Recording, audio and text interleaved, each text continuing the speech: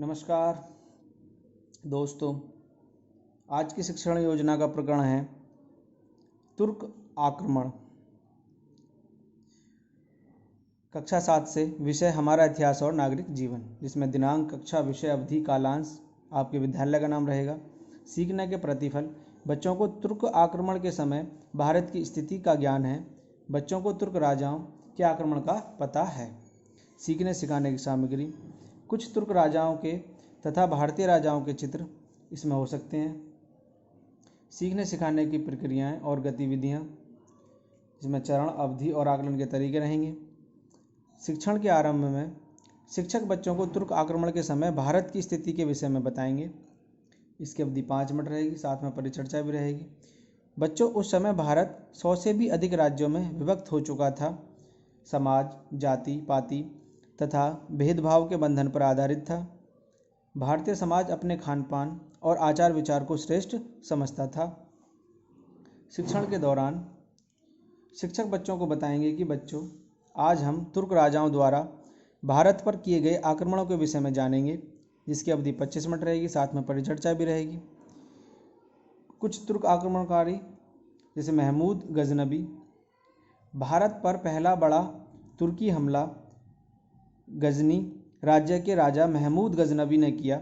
उसका उद्देश्य अपनी सेना बनाने के लिए धन जुटाना था। उसने सन 1000 से सन 1025 तक 17 बार आक्रमण करके राजाओं के धन पर कब्जा किया तथा मंदिरों व बौद्ध मठों को तोड़कर लूटा। दूसरा शासक था मोहम्मद गौरी। वह अफगानिस्तान में गौर नामक स्थान से आया था। उसने सबसे पहले पंजाब में मुल्तान शहर पर आक्रमण किया और उसे हथिया लिया। सन 1190 ईस्वी तक पूरे पंजाब में उसने अपना अधिकार जमा लिया।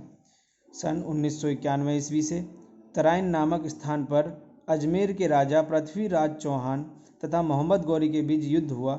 इस युद्ध में मोहम्मद गौरी हार गया, परंतु सन 1192 ईस्वी में पुनः युद्ध हुआ, जिसमें मोहम्मद गौरी को जीत मिली। तुर्कों की जीत के कारण राजपूत राजाओं में एकता का अभाव, ये कुछ कारण थे जो तुर्की राजा यहाँ पर आके जीते। राजपूत राजाओं द्वारा पुरानी युद्ध प्रणाली व शस्त्रों का प्रयोग, तुर्क सैनिकों का कुशल तीरंदाज होना, भारतीय समाज में व्याप्त ऊंच नीच व छुआछूत की भावना, और भी कारण थे, आप उन्हें भी लिख सकते हैं। शिक्षण के बाद में शिक्षक बच्चों से प्रकरणों पर आपस में चर्चा करने के लिए कहेंगे। वह स्वयं उनका अवलोकन करेंगे। इसकी अवधि 5 मिनट रहेगी, साथ में अवलोकन भी रहेगा। अंत में बच्चों को गृह कार्य भी देना है, जिसकी अवधि 5 मिनट मैंने यहाँ पे लिए। 2 प्रश्न लिए हैं, आप और तरह के भी क्वेश्चन ले सकते हैं। महमूद गजनबी कहाँ का राजा था? तराइन का युद्ध कब और किसके बीच हुआ? Thank you for watching.